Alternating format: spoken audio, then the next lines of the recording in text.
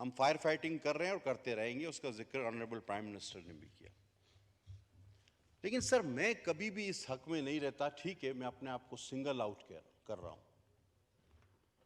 कि अगर आप उसकी 2011 की लैंड क्रूजर लेके आप उसको 13 सीसी जो गाड़ी दे रहे हैं, वो जो चिपक गई उसके साथ, वो गाड़ी तो ये जो पाकिस्तान मेड गाड़ियां हैं इनका तो बलून भी नहीं खुलता और इसको तो साइकिल टक्कर मारे तो ये उलट जाती है। तो ये जो आपने 2011 की लैंड क्रूजर लेके सबसे ऑस्टेरिटी ये खड़ी कर दी, तो ये खड़े खड़े खराब होती रहे और ये वजीर इस तरह मरते रहे। एक अगर उसके पीछे स्क्वाड होता तो इसको इज्जत से अस्पताल तो ले जाता। उसको थ्रेट भी थे, सबको हैं, हमने कोई हम वो नहीं जो तालिबान को पनाह दे रहे हैं, हमें तो थ्रेट होंगे।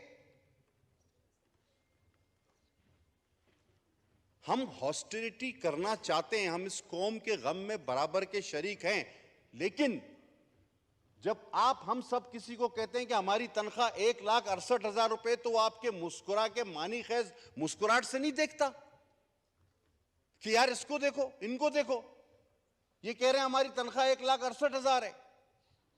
इस हाउस में मौजूद मेंबरान और वजीरों के अलावा बहुत सारे ऐसे लोग हैं स्पीकर साहब जिनकी तनख्वाह हमसे ज्यादा है। तो मुफ्ती क्यों ना कहता कि जी गुजारा नहीं होता, और आप 1,68,000 क्लर्क का गुजारा नहीं होता, ग्रेड 2 ऑफिसर का गुजारा नहीं होता, आप कहते हैं मिनिस्टर को 1,68,000 में गुजारा करो, गाड़ी भी दे दो, स्क्वाड भी दे दो, जी हॉस्टिलिटी। अब मुफ्ती साहब की तरह के पास मेरी तरह कोई लैंड क्रूजर 2020 की या मर्सिडीज तो नहीं खड़ी थी कि आपकी 2011 की वो लैंड क्रूजर वापस करके दूसरे दिन 2022 की लैंड क्रूजर में या 500 ACL मर्सिडीज में आ जाते कि जनाब आपने गाड़ी ले ली, मैं ये ऑस्टेरिटी कर रहा हूं ना, 2011 की लैंड क्रूजर वापस, मैं मर्सिडीज या लैंड क्रूजर में या रेंज रोवर में आ गया। तो उन्होंने ठीक कहा।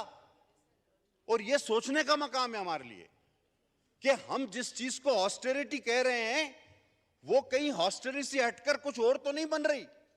अभी हम जब एयरपोर्ट पे आ रहे थे, बीबी शाजिया मरी मेरे साथ, आबिद भैयो मेरे साथ, हम 12 बजे की फ्लाइट हमारी कैंसिल, 1 बजे की फ्लाइट से हम आ रहे थे, तो अचानक हम तीनों परेशान हो गए कि 25-30 आदमी आए, कोई इधर दौड़ रहा है, कोई उधर दौड़ रहा है। हमने कहा खुदा खैर करे क्या हो गया है।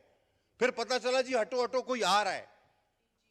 तो हमने कहा कि अल्लाह खैर करे। तो मैंने जब देखा तो वो आरिफ अलवी भी नहीं था और मियां साहब तो यहां पे थे, मेरा सदर और वजीर आजम तो वो नहीं था। ये इतनी हड़बोंग किस लिए थी कि कुछ भी है जैसे तैसे हैं, अल्लाह ने वफाकी वजीर बनाया है, अवाम ने मुंतखब किया, धक्के पड़ रहे हैं, हटो ये वो। और उसके बाद जी कोई शख्स आए, तो मैं, बीबी शाजिया बैठी है और आबिद, हम कह रहे थे यार ये कौन है, हमारे मुल्क का सदर वजीर आजम तो नहीं है। तो मैंने समझा शायद श्रीलंका का है, इसने बोला नहीं इंडिया का है, पता नहीं कहाँ का है ये, लगता तो प्रोटोकॉल का सदर वजीर आजम से नहीं कम नहीं था। वो फिर हमें धक्के धुके उसको बिठाया गया। फिर हमने पूछा कि भाई ये साहब कौन है, डरते डरते हमने, उन्होंने कहा ये डीजी साहब है, ये डीजी साहब है, खुदा की कसम। तो डीजी ASF। मैंने बोला ये डीजी है, बोला, मैंने कहा हमें धक्के क्यों मार रहे हो, बोला ये डीजी है भाई। अच्छा फिर ये एयरपोर्ट पे अभी भी 10 मिनट पहले, आधा घंटा पे, अब जब हम एयरपोर्ट पे उतरे, हटो हटो हटो, भाई क्या हो गया। वो दौड़ते हुए सर 4, जैसे आपकी गाड़ी के ऊपर संदूक लगा हुआ है ना, AC 2 गाड़ियां और एंटीना लगे हुए, 5-6 गाड़ियां उसके अलावा आगे 3-4 आगे, हटो हटो, वो उसमें गाड़ी बिठा, ये पूटा टू। मैंने कहा यार खुदा बचाए, अभी क्या करे आदमी। वो मैं, शाजिया और आबिद, हम लोग परेशान हुए, एयरपोर्ट पे खड़े हुए डरे हुए कि यार ये चला जाए, अल्लाह करे कोई हम लोग को गोली वोली ना मार दे। तो ये क्या अभी, और हमारा वजीर बेचारा इस चौक में लावारिस, एक कांस्टेबल उसके साथ नहीं जो उसकी लाश को इज्जत से उठाता। वो जो वहां पे पुलिस वाले हैं, खुदा की कसम उन्होंने पोली क्लिनिक में ये बयान दिया कि हमें तो पता ही नहीं था ये वजीर है, हम तो रोड से उठा के लाए। आप क्या कर रहे हैं ऑस्टेरिटी के नाम पे। ये आपके जज 20-20, 18-18 लाख रुपए तनख्वाह ले रहे हैं, आपके आईन को तोड़ रहे हैं, आपके जर्नल गोल्फ खेल रहे हैं 50-50, 20-20 पता नहीं कितने लाख, और आप 1,60,000 और मुफ्ती रोड पे मरा हुआ पड़ा है, कोई उठाने वाला नहीं। पॉलिटिशियन बुरे हैं। अगर हम हकीकत का सामना नहीं कर सकते तो सच का सामना करना पड़ेगा हमें। अगर हम अपने लिए सच नहीं बोलेंगे तो हम आवाम के लिए सच नहीं बोल सकते। ये झूठ है, ये दिखावा है। मैं नहीं मानता इस बात को। ये झूठ और दिखावा बंद किया जाए। जनाब आला, कितना सराहा गया आपको। हमने आवाम के साथ उनके दुख में शामिल होने की कोशिश तो की, करेंगे भी, लेकिन जनाब आला ये कोई तरीका नहीं होता। खुदा के वास्ते, मुफ्ती साहब का दुख हमारे लिए बहुत बड़ा है। अगर उनका दुख बहुत कुछ हमें सिखाता भी है, देखो इन ब्यूरोक्रेसी को, देखो इन जजों को, जर्नलों को, और फिर आप कितना भी बोलो 1,60,000 68,000 तनख्वाह है, लोग हंसते बोला इसको देखो। तो ऐसा ना करें, लोगों को प्रोटेक्ट करें। हम अवाम के गम में शरीक हैं। हम तो 24 घंटा अवाम की अब मुफ्ती साहब कहां जा रहे थे कोई पता है? वो अपने दफ्तर जा रहे थे आफ्टर तरावी। जिस तरह उन्होंने बताया कि हज के लिए वो 20-20 18-18 घंटे काम करता था, वो रात को अपने दफ्तर जा रहा था। उसके लिए कोई तो सहूलत होती।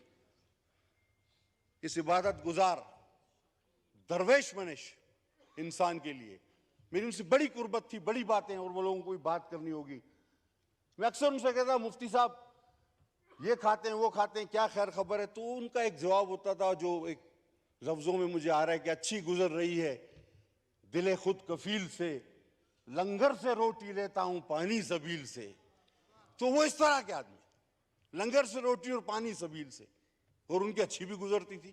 खुदा ताला उनके दर्जात को बुलंद फरमाए, और यकीनन ऐसा साफ गो, हिम्मत वाला, इंतहाई ईमानदार, इबादत गुजार शख्स, यकीनन मेरा परवरदिगार उसके गुनाहों को माफ़ करे और उसके दर्जात को बुलंद से बुलंद फरमाए। मैं ताज़ियत करूँगा उसके घर वालों से, उनकी जमात से, और ये अपील करूँगा सर कि हमें हकीकत पसंद होना चाहिए, हमें दिखावा पसंद नहीं होना चाहिए। बहुत शुक्रिया सर।